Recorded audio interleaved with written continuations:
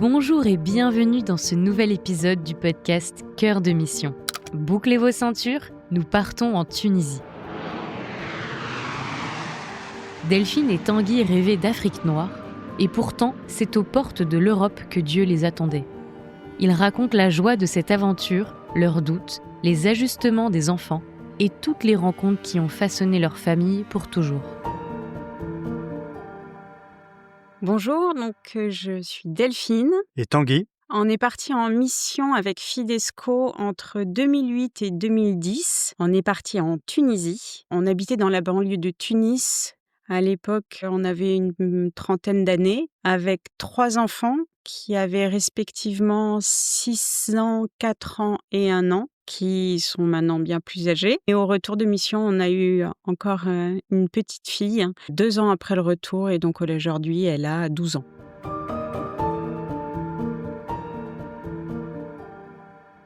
on était déjà mariés depuis quelques années, au moment où il y a eu cette volonté de partir. C'était pas forcément une volonté de partir en famille, mais le fait est qu'on avait déjà 3 enfants au moment où on a discerné tout ça. C'est un de nos amis qui nous a parlé de ça et ça a mûri pendant à peu près 1 an, avec des discussions avec Delphine. À l'époque, il y avait notre numéro 3, Sybille, venait tout juste de naître et c'était pas évident. Voilà, donc il y a eu un temps de maturation, mais on avait déjà une bonne expérience professionnelle, 7-8 ans déjà. Je suis notaire en France et donc c'est pas forcément non plus un métier qui s'exporte. On avait 3 enfants, il y avait plein de questions, donc ça c'est vraiment, voilà, c'est un appel qui est venu, progressivement et en partage avec Delphine. Moi, j'ai connu, adolescente, l'expatriation. J'ai eu la chance de partir, aux États-Unis pendant quelques années. Mon père avait été expatrié et j'ai adoré cette expérience. J'ai adoré aller habiter à l'étranger à cet âge-là, et quand on s'est mariés, j'avais dit à la fois à Tanguy que je rêverais qu'on vive une expérience comme ça en famille, de partir à l'étranger, et à la fois on voyait bien que, le métier de Tanguy, c'était pas très exportable. On portait ça et Tanguy était,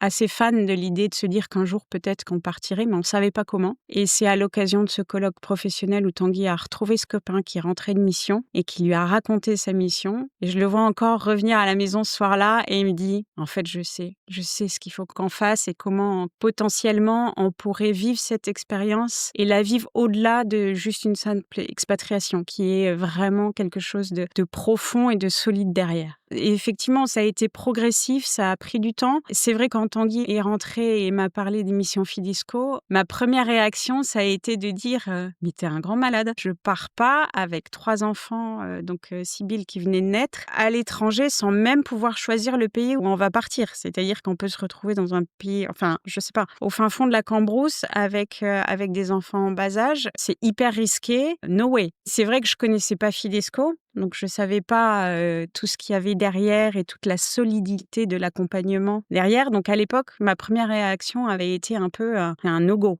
Et puis Tanguy s'est arrangé pour que je rencontre ses copains qui étaient partis en mission et qu'on passe un moment tous les 4 et qu'ils nous racontent leur mission. Et c'est vrai qu'ils nous l'ont raconté tellement avec des étoiles dans les yeux. Ils rentraient de mission, ils étaient portés par cette mission, ils étaient tellement heureux de tout ce qu'ils avaient vécu, sans pour autant nous cacher qu'il y avait des moments difficiles, que Tanguy a été malin, il m'a laissé réfléchir quelques mois sans trop insister. Et moi, j'ai fait mon cheminement et en fait, je me suis dit mais bien sûr, en fait, faut tenter. On verra bien, on va suivre le parcours, on va proposer notre candidature à Fidesco.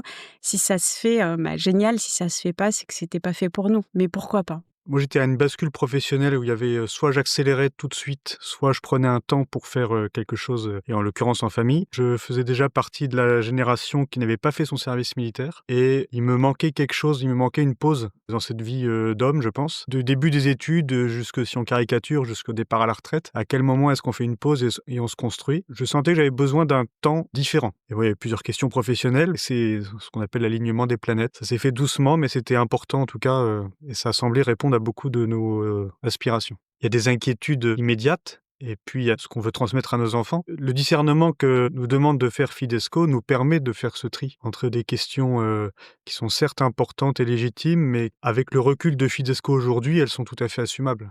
Je savais que partir à l'étranger, c'était un vrai cadeau qu'on pouvait offrir aux enfants. Néanmoins, partir avec Fidesco, moi, ma crainte, c'était une crainte sanitaire. En tant que maman, qui, moi, me freinait au départ et qui ensuite, petit à petit, via Fidesco et ce temps de discernement et toutes les étapes qu'on passe, je savais que je partais dans un cadre sécurisé, que c'était pas juste une simple ONG qui envoyait les gens sans réfléchir, qu'il y avait quand même quelque chose hyper solide derrière et qui m'a rassurée et qui me dit, on a des croyances, on a des limites, on a des peurs. Et là, mes peurs, grâce au discernement, les unes après les autres tombaient. Et offrir ça à des enfants, j'ai trouvé ça génial. Et aujourd'hui, ils le disent, ça a été un vrai cadeau de la vie. Le discernement que nous fait faire Fidesco est suffisamment efficace pour qu'on dise oui sans savoir où on part. L'annonce de la mission, elle a été surprenante. D'abord, j'ai un coup de fil de nos correspondants pays et qui me disent « Oui, bonjour Delphine, voilà, on est un tel et un tel. Je t'appelle pour t'annoncer votre départ en mission. Donc, vous partirez en Tunisie pour faire... » Et là, moi, Tunisie, je suis restée sans voix, en fait. Je me suis assise et je lui dis « Mais vous êtes sûre du pays ? » C'est « Non, oui, Delphine, vous partez en Tunisie. » Et en fait, j'étais extrêmement surprise parce que la Tunisie n'était pas encore un lieu de mission pour Fidesco. Et ça avait été le cas il y a, je sais pas, une dizaine d'années avant, mais ils avaient fermé la mission. Et nous, quand on s'était projetés, même si on nous demande de pas nous projeter, c'est quand même assez naturel de se dire j'aimerais aller à tel et tel endroit. Nous, on rêvait de Madagascar ou d'Afrique noire. Certainement pas de Tunisie qui est aux portes de l'Europe. J'ai une histoire familiale avec parents, grands-parents, arrière-grands-parents qui ont habité très longtemps en Algérie et au Maroc. Donc, j'ai été bassinée par le Maghreb toute mon enfance. Et là, je me dis, et encore le Maghreb, et la Tunisie. Et on n'a pas fait tout ça pour ça. Et on n'a pas fait tout ça pour partir en Tunisie au port de la France. Et quand on parle de Tunisie, on imagine tous Djerba et Hammamet. Et on se demande quelle mission on va faire là-bas. Voilà, j'étais hyper surprise. Et donc, une fois que j'ai raccroché, j'ai appelé Tanguy qui était au bureau. Et je lui ai dit, t'es bien assis là ? Là, t'es assis, on a le pays de mission, tu vas pas t'y attendre. Et il me dit quoi ? Je dis, on part en Tunisie. Et là, pareil, gros blanc chez lui. Il se dit, ah, bon, ben, soit. Et puis voilà, c'est le deal de Fidesco. Et c'est vrai qu'il y a eu, même un moment, je me souviens, on s'était posé la question de se dire, est-ce qu'on accepte ou pas ?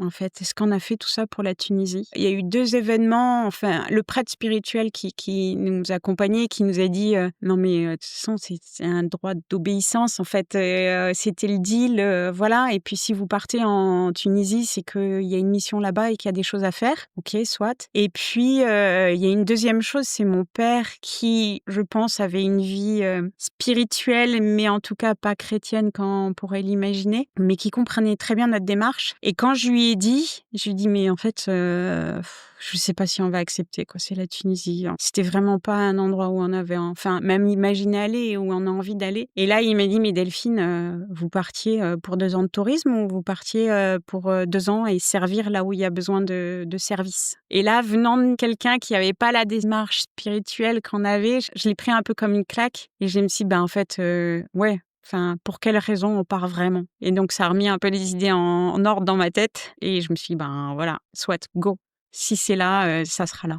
C'est-à-dire qu'on avait une démarche supplémentaire à faire par rapport à d'autres familles célibataires ou couples qui partaient, parce que c'est vrai qu'on ne sait pas où on part. C'est vrai que aussi qu'on s'imagine partir sur les lieux de mission qui sont à peu près sur les cartes existantes, ou qui paraissent à peu près naturels quand on dit qu'on a une démarche de service humanitaire. Là, c'était pas sur la carte des missions, c'était très très près de la France. C'était en pays arabe, où il n'y a pas de chrétiens dans la population locale, et on était loin de ce que Fidesco nous avait expliqué, nous avait aidé à discerner, donc on avait une étape supplémentaire à faire par rapport à ceux qui partaient sur des lieux à peu près identifiés. Et celle-là, on l'avait pas complètement fait au moment de l'annonce de la mission. Donc c'est un abandon supplémentaire. Ce qu'on a appréhendé assez vite, c'est le fait qu'il n'y avait pas de chrétiens dans la population dans laquelle on évoluait au quotidien.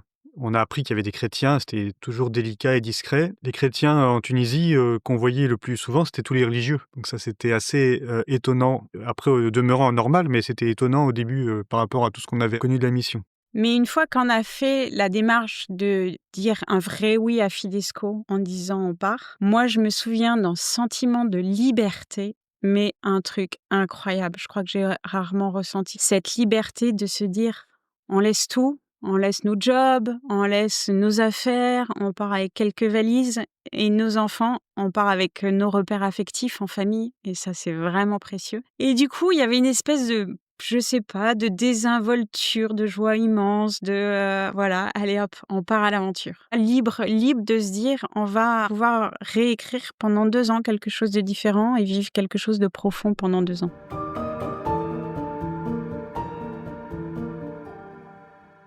Notre mission, elle était d'abord pour moi au service d'une bibliothèque universitaire qui avait été mise en place par le diocèse il y a de très nombreuses années. À l'époque, il n'y avait pas encore autant de grandes écoles à Tunis. C'était une bibliothèque très tournée sur les sciences humaines, la philosophie. Et il y avait un travail de fond, d'informatisation, de référencement des livres, de remise en route, de conférences, de vie, de rencontres avec les étudiants. Ça, c'était une partie importante, c'était le besoin premier du diocèse. Et j'avais aussi une autre casquette qui était de donner des cours de français aux religieux non francophones qui arrivaient sur le diocèse. Donc Amérique du Sud, Pakistan, Inde, enfin de plein de pays différents. C'est pas évident. C'est les 2 bases principales de la mission. C'est la 2e année dans le quartier de Medlacine où on a vraiment pu commencer à rentrer dans les familles avec des vraies amitiés. C'était pas évident forcément avant, parce que ça se fait pas forcément comme ça. On est toujours très bien accueillis, mais on n'est pas forcément accueillis tout de suite chez soi. Enfin, il y a un petit temps de compréhension de tout ça. Donc c'est la 2e année où ça a été très enrichissant humainement. C'est vraiment super avec des Tunisiens. À Pâques, on avait toujours la maison était grande ouverte et les gens nous parlent encore de Pâques chez nous, avec plein d'amis plus jeunes qui n'étaient pas eux-mêmes en famille sur place. Voilà. Et il y avait aussi ce fameux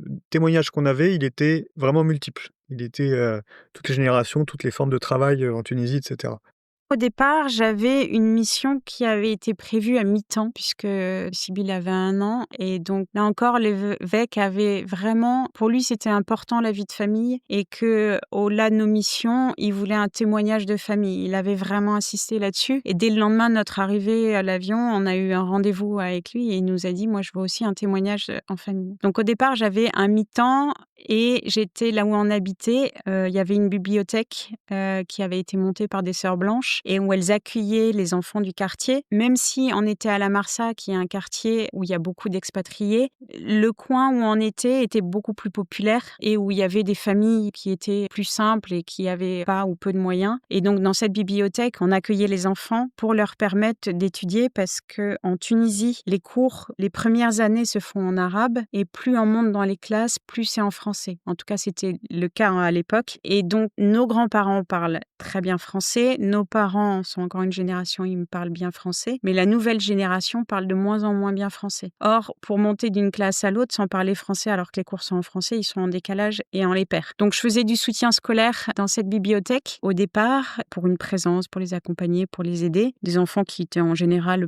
absolument pas suivis scolairement. Et très vite, j'ai trouvé que c'était insuffisant et donc je suis allée voir notre partenaire et je lui ai dit que ça me suffisait pas, que j'avais besoin de plus. Et il m'a dit: «Ben Delphine, c'est à toi d'écrire ta mission. Tu me proposes, tu choisis, ce que tu as envie de faire et puis on en discute». C'est très cool parce qu'il nous a permis de façonner la mission avec nos talents, avec ce qu'on avait envie de faire, avec là où on avait envie de porter, et contribuer un peu, à l'accompagnement de certains services. Et en l'occurrence, j'ai ensuite, très vite, j'allais 1 fois par semaine dans un foyer de mères célibataires qui officiellement n'existait pas, mais officieusement était là, où on accueillait des femmes qui venaient accoucher seules à Tunis et qui étaient des filles célibataires et qui avaient fui le bled et qui étaient enceintes des bébés issus de violences, de prostitution, d'inceste, de choses comme ça. Et elles choisissaient de garder l'enfant, donc elles venaient dans ce foyer.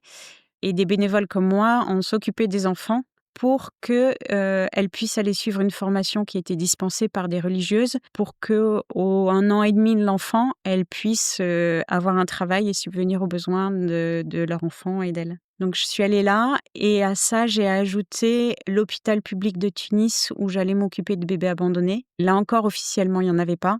Officieusement, bien sûr, il y en avait un couloir rempli d'enfants qui étaient soit déposés à la porte de l'hôpital pendant la nuit, soit des femmes qui ne souhaitaient pas garder leur enfant à la naissance. Sauf que ces enfants étaient mis dans des lits, dans un couloir sans lumière, sans rien. Et comme c'était des enfants issus du péché, le corps médical ne s'en occupait pas. Et donc, il fallait que des bénévoles viennent pour les changer, leur donner le biberon dans les bras parce que sinon ils prenaient leur biberon seuls, coincés sur un drap, sur l'oreiller. Et donc pour que ces enfants puissent prendre un bain par jour quand les change et qu'ils aient un petit peu de contact humain surtout, d'amour, de chaleur humaine, il y avait une équipe de bénévoles qui venait s'en occuper. Donc du coup, voilà, j'ai pu façonner ma mission assez vite et pour qu'on soit pleinement là dans la mission, à la fois en gardant un équilibre familial et à la fois en étant là pour servir comme la raison pour laquelle on voulait partir. J'ai arrêté de donner des cours aux religieux non francophones pour, aller aider, une fille de la charité dans un quartier un peu compliqué à Tunis avec, des jeunes, des enfants. Donc c'était essentiellement du français, mais c'était très, très différent en termes de présence, d'amitié, de rencontres. Là, on était un peu plus quelque part ceux pour quoi on était partis et ça a été une deuxième année très, très enrichissante. L'une des clés, ça a été d'apprendre l'arabe dialectal. Les religieuses, sur place, l'enseignaient très bien. Des Européens ou des Français comme nous, il y en a plein dans Tunis, en fait. Mais, ce positionnement un peu différent, nous a beaucoup aidés.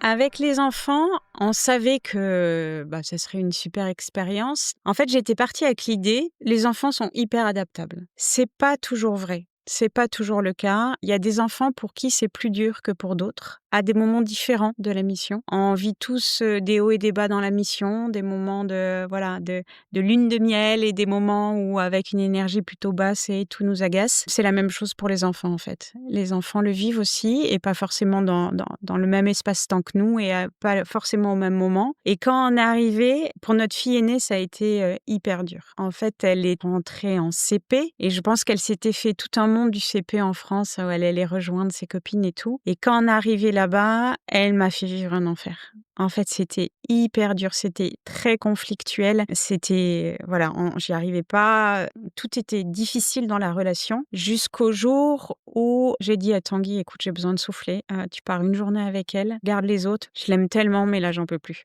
Et donc, ils sont partis tous les 2 passer cette journée ensemble, ils sont rentrés avec un sourire. Je pense qu'ils ont eu un super moment de qualité tous les 2. Et ce qu'on a compris là, c'est qu'en fait, elle n'avait pas compris pourquoi on était partis en Tunisie. Je pense qu'on avait loupé une étape d'explication, une étape où, elle ne comprenait pas pourquoi on était là. Et de là, on a changé un petit peu les choses et Tanguy l'a embarqué notamment les week-ends dans, le quartier, difficile de Tunis, à Melassine, là où il allait, pour qu'elle se rende compte de ce qu'il faisait avec les enfants du quartier, avec les enfants de son âge et tout. Et là, je pense qu'on a vraiment débloqué une situation et qu'elle a compris pourquoi on était partis. Après, c'était parti comme sur des roulettes. Ce qui m'a marquée et ce que je garde vraiment, c'est les moments de qualité qu'on a pu vivre en famille.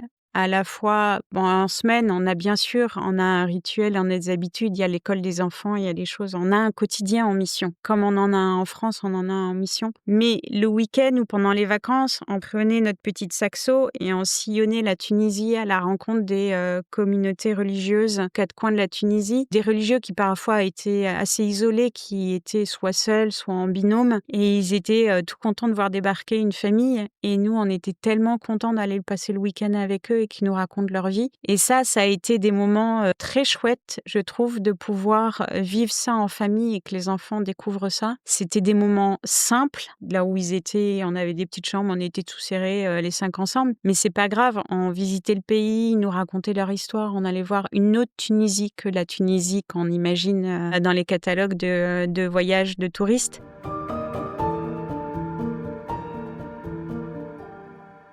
La première année était gardée par une jeune fille à la maison et la deuxième année, on a fait le choix de la mettre dans une crèche qui était pas très loin, qui était une crèche locale tunisienne qui était super avec une dame qui était assez incroyable et donc elle était à un âge où elle avait besoin de plus d'interaction et moi ça me libérait du temps pour aller en mission. Donc cette partie-là c'est hyper bien passé et c'est vrai que pendant les 2 ans, on a eu une unité de vie professionnelle entre guillemets, familiale, de mission spirituelle qui a été très fondatrice et extrêmement agréable parce que c'était un tout, parce que tout se combinait bien. C'est ça la mission, c'est aussi cette unité de vie. Et on embarquait les enfants partout. Et l'évêque, il nous disait, mais moi, je vous emmène le week-end à l'autre bout de la Tunisie pour, je sais pas quoi, il y avait une église ou une chapelle qui s'était ouverte à Sfax et je vous emmène à Sfax, mais vous venez avec les enfants. Et pour lui, c'était aussi très chouette qu'on puisse avoir cette dimension familiale. On a pas mal bougé les week-ends ou quand ils avaient des vacances. Et je pense que du coup, ça leur a permis aussi de voir la Tunisie autrement, les enfants, et de comprendre comprendre aussi, pas l'enjeu, mais en tout cas, ce que c'était que de partir servir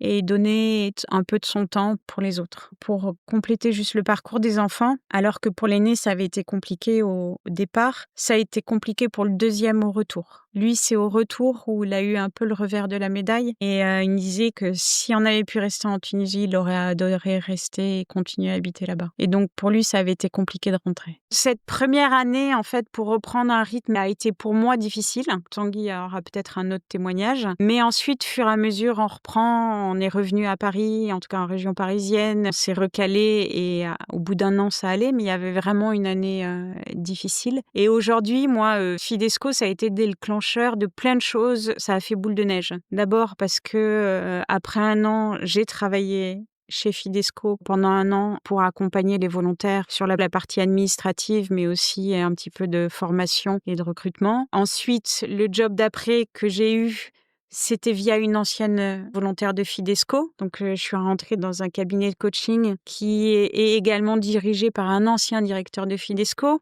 Donc, voilà, Fidesco me poursuit. Et ensuite, grâce à ce job, j'ai découvert mon métier d'aujourd'hui. Je suis coach. Je me suis formée au coaching. Et donc, Fidesco, ça a été un enchaînement de rencontres, de formations spirituelles, humaines, familiales. Et donc, aujourd'hui, en fait, je suis qui je suis avec ce grand tournant qu'a été la mission pour nous.